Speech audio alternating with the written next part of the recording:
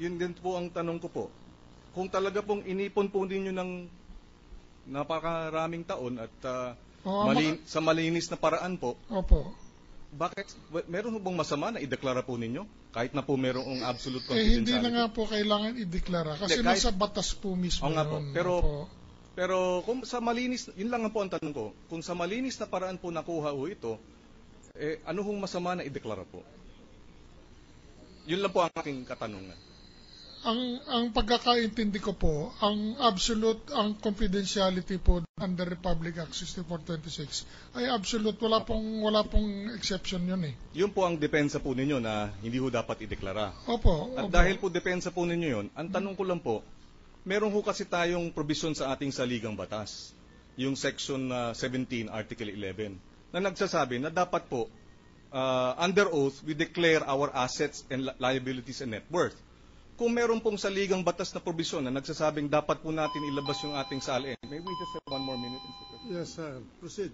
Ano hong mangingibabaw? Yung isang batas o yung saligang batas? Doon din naman po yung tutuloy yun eh. Kasi ang nakalagay po sa saligang batas, as may be provided by law. Ayun po yung law eh.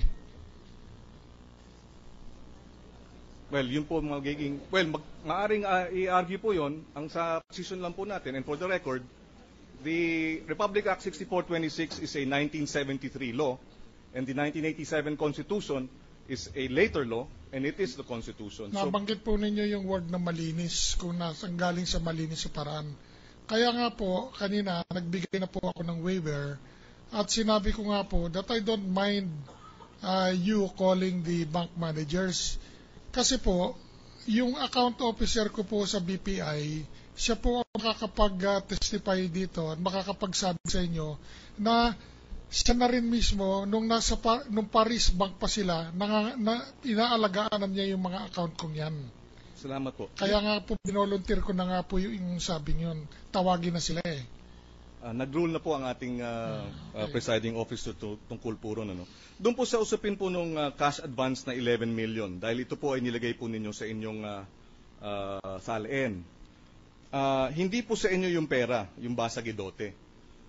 Pera po ng Basagidote, pero sa inyong pangalan po nakalagay. Bakit po sa pangalan po ninyo kung hindi po sa inyo? Pinaliwanag ko po yan sa isang interview, tinanong po sa akin yan eh. Sinabi ko po, kasi nakalagay nga po yan at that time, yung mga time deposit certificates yan, nagmamature po yan eh. At that time, my wife was president and chairman of John Hay Management Corporation sa Baguio. Kadalasan po, hindi naman nagmamature yung pag-roll over niyan, weekday po eh. Kasi wala naman pong banking day, Sabado at Linggo. For convenience lang po actually yan eh, na nasa pangalan ko.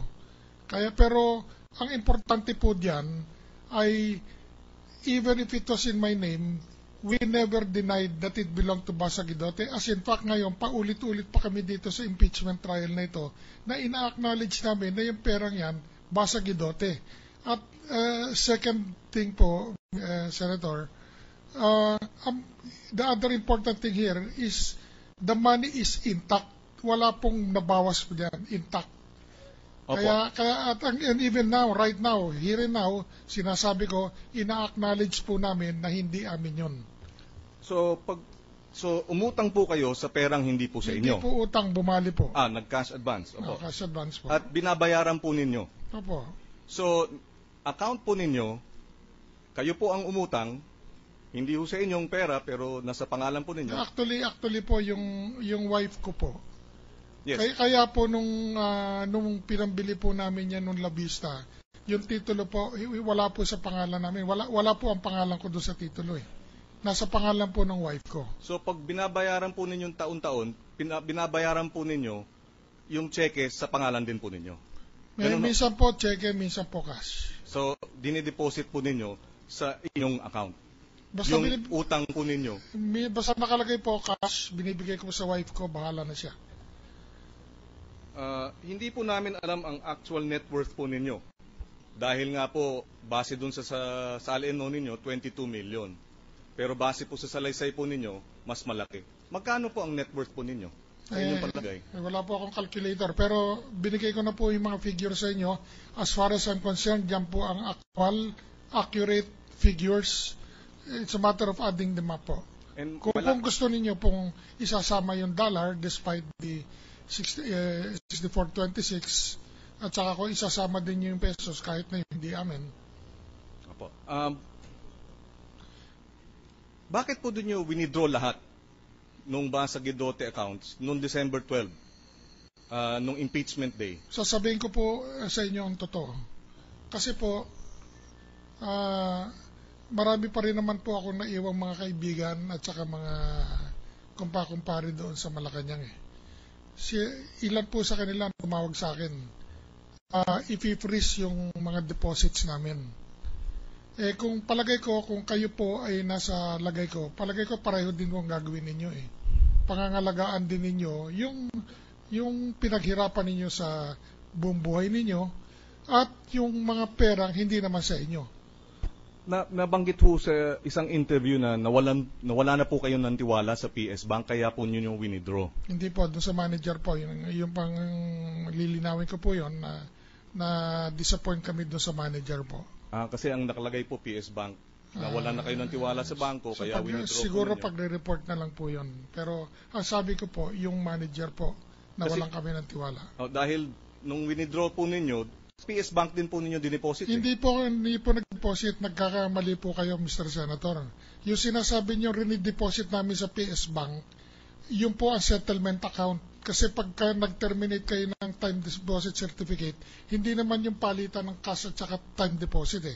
Alam naman po natin sa nagtatransact sa bangko.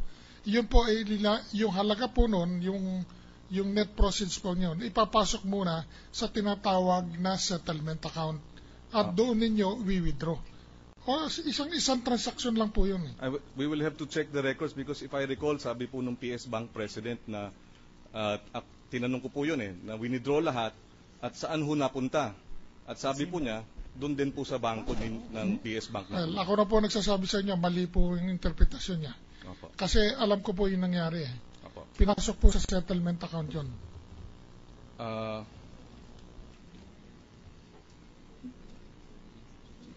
Okay. One more question, Mr. President. Proceed. Thank you. It's okay, Mr. President. Nasagot na po yung iba kong tanong. Salamat po. Majority Floor Leader, Mr. President, may we recognize Senator Francis Escudero. the gentleman from Sorsogon has the floor. Siguro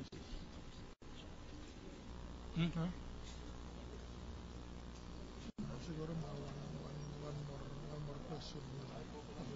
Will you kindly One senator na.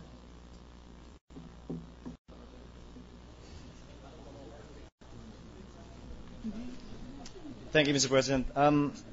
Actually, I just have a few questions. First, to the Defense Counsel. Justice Cuevas, since you already rested your case, does that mean to say na hindi nyo na ipepresenta yung mga dokumento ng bangko base sa waiver ni Chief Justice Corona para i-dispute yung report ng AMLAC? Hindi pa po kami, buka po done the chief documentary exhibits. Babaguhin ko po ng konting. Ibig sabihin ko po ay ito.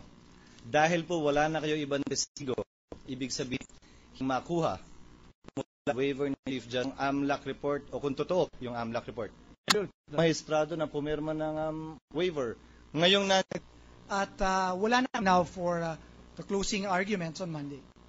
Naguguluhan lamang po ako dahil nagbotohan pa kami kung gagalangin ba yung TRO ng Supreme Court o hindi. Nagdebate at nag-away-away kami kung bubuksan ba yung mga account o hindi. Ngayong bukas na, parang wala nang interesado bigla. Hindi ko ho maintindihan yon.